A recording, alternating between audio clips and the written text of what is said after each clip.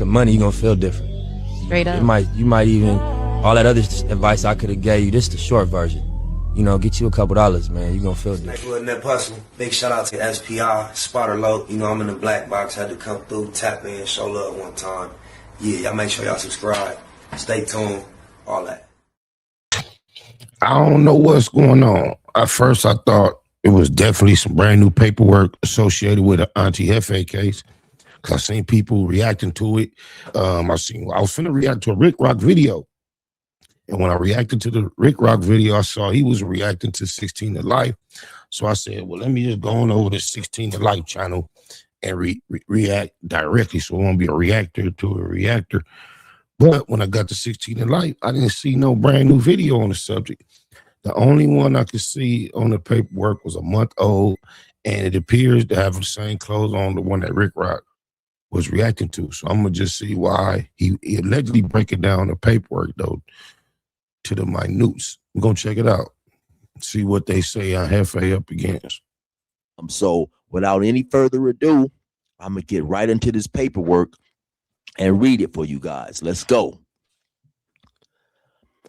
I, Detective Rudy Avalar, serial number 37016, have been a sworn peace officer with the Los Angeles Police Department for 22 years. I am assigned to the Robbery Homicide Division South Bureau Section. I am responsible for investigating homicides. During my time as a police officer, I have worked various assignments throughout Operation Central Bureau and Operation South Bureau of the Los Angeles Police Department. These assignments include gang enforcement detail, special problems unit, crime suppression, school, car, and patrol. I have participated in and completed hundreds of investigations and interviews of suspects, victims, witnesses involved in crimes against property and person. For the last 10 years, I've been assigned to investigative related assignments, including homicide, gang-related investigations, sexual assaults, violent crimes. During these assignments, I have been the primary investigator for hundreds of violent crimes, including homicide, attempted homicide, robbery, kidnapping, extortion, and sexual assault. Now, this right here says statement of probable cause. On January 31st, 2026, at approximately 2:25 hours, LAPD 77th Area Patrol officers responded to a radio call of an assault in progress located at 6916 Southwestern Avenue in the city of Los Angeles. The 911 caller advised that the victim was being assaulted by multiple suspects in the parking lot. LAPD 77th Area Patrol Unit, looks like 12845, arrived and met with the Los Angeles City Fire Department, which had located the victim. The officers were advised by LAFD, LA Fire Department paramedic D. Joseph, serial number 432571, that the victim was pronounced deceased. The victim had visible trauma to his face, abrasions, and swelling near his eyes.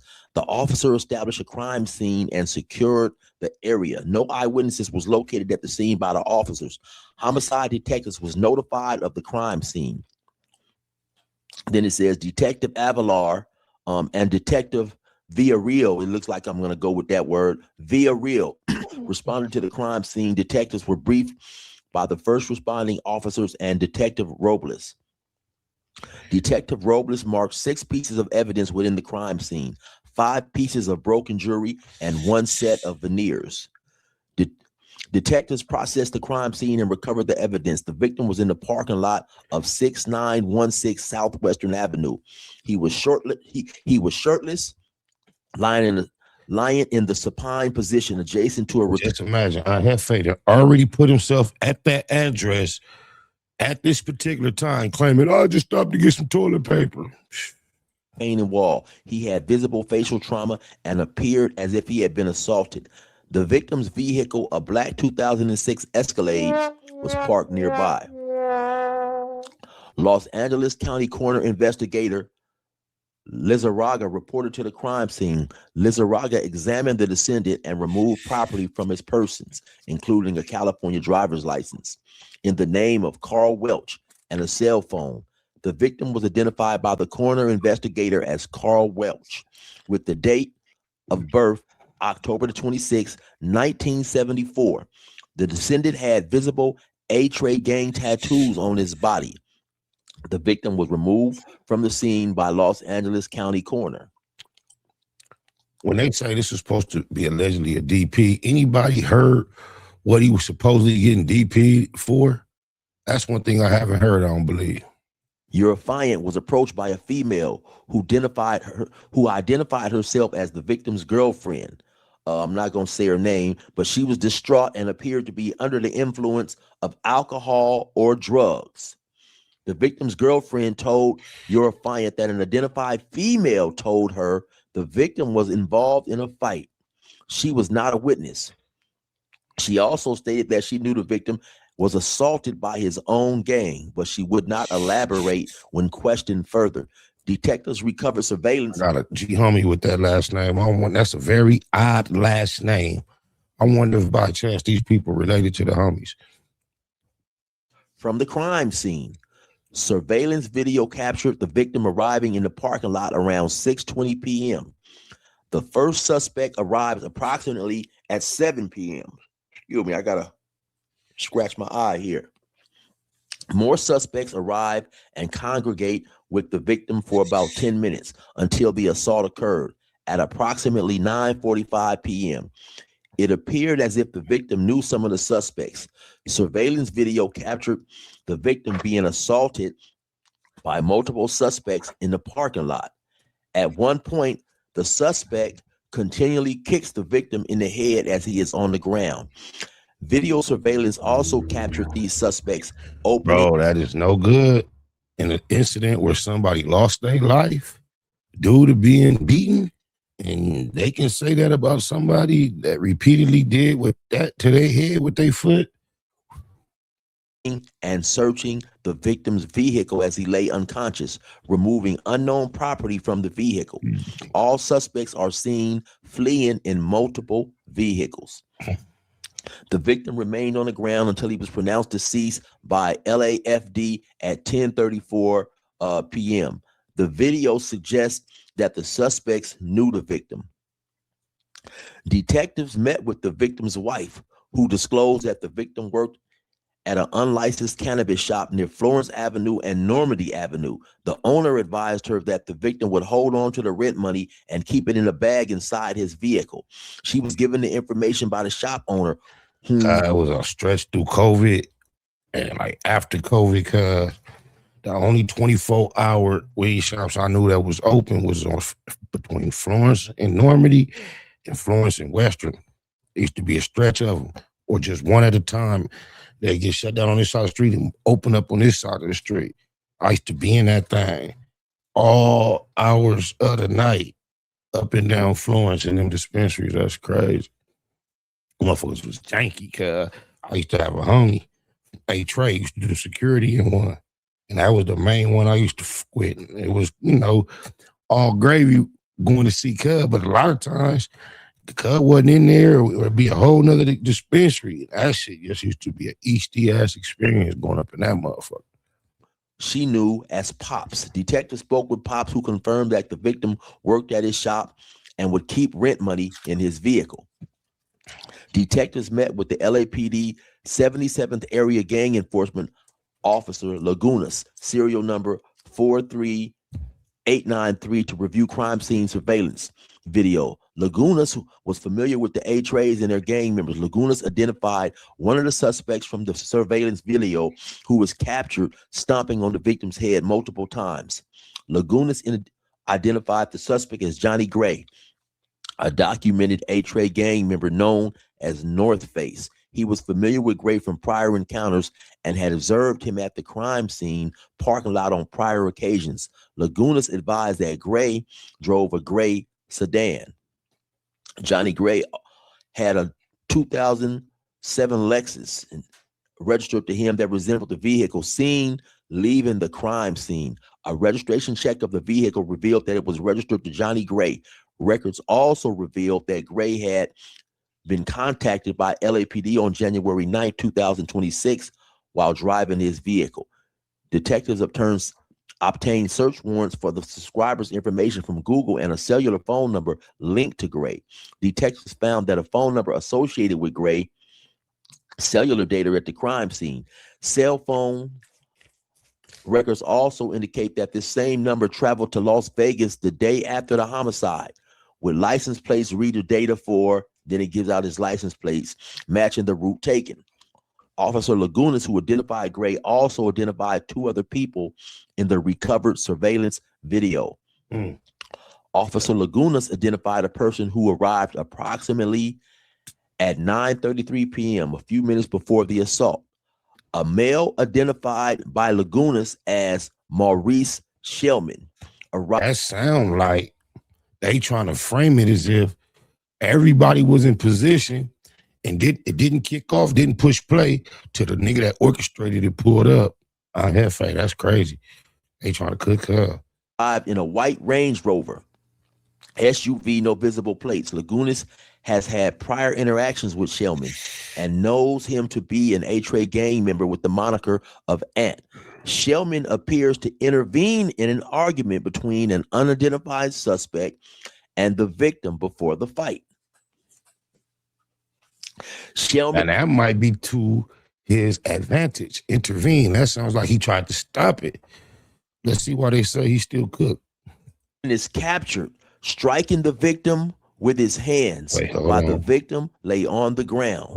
Shellman returned a gang member with the moniker of Ant. Shellman appears to intervene in an argument between an unidentified suspect. Oh, intervene just means he put himself in it, not trying to squash it. And the victim before the fight. Shellman is captured, striking the victim with his hands while the victim lay on the ground. Shellman returned to his vehicle and appeared to speak with a male identified as Irvin Theus. Theus was sitting in the driver's seat of a gold Mercedes that was parked next to the victim's car.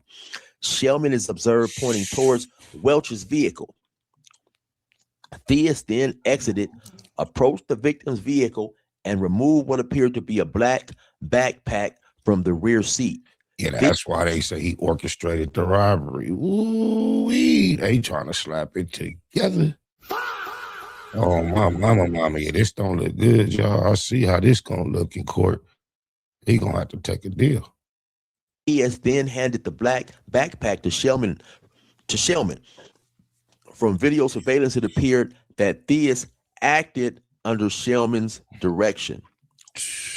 Irvin Theus was also identified by Officer Lagunas as an A-Tray gang member. Theus is captured on surveillance video interacting with the victim before the homicide, leaving and returning to the scene just before the assault occurred.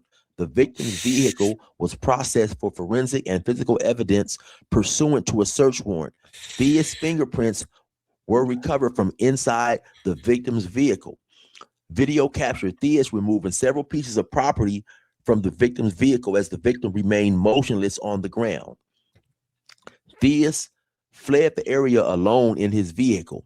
On April 27, 2026, Ramey arrest warrants were issued for Johnny Gray, 187 PC murder, and Maurice Shellman, 187 PC murder, along with Irvin Theus.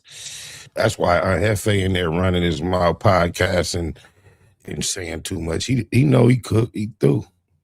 3-2 PC conspiracy.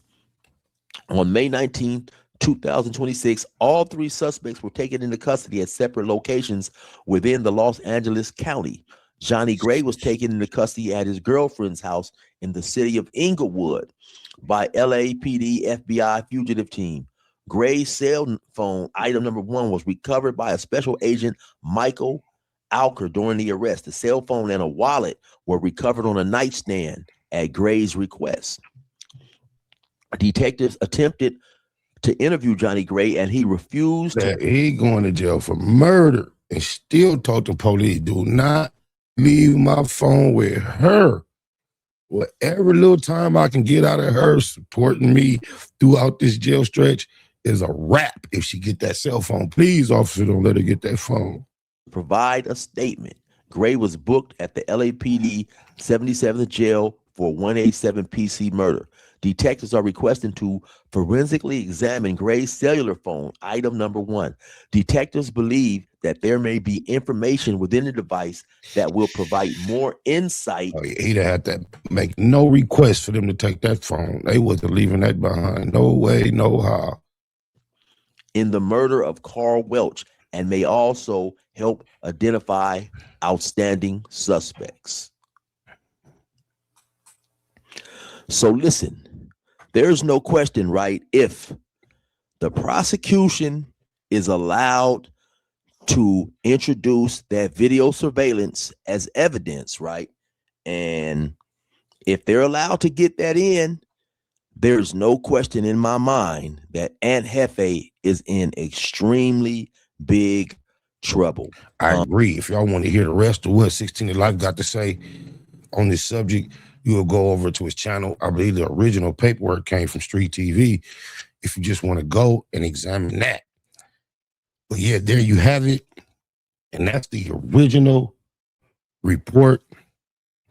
I couldn't imagine what tactics one could use to come from up under this type of allegations. Although I've seen people appear to be stuck colder than this and come from up under it. It just doesn't look possible for Auntie at this moment. Oh, my mama. Get you some money, you're gonna feel different. Straight up. You might even, all that other advice I could have gave you, this is the short version. You know, get you a couple dollars, man. You're gonna feel different. Next wasn't that personal. Big shout out to SPI, Spotter Low. You know, I'm in the black box. Had to come through, tap in, show love one time. Yeah, y'all make sure y'all subscribe. Stay tuned. All that.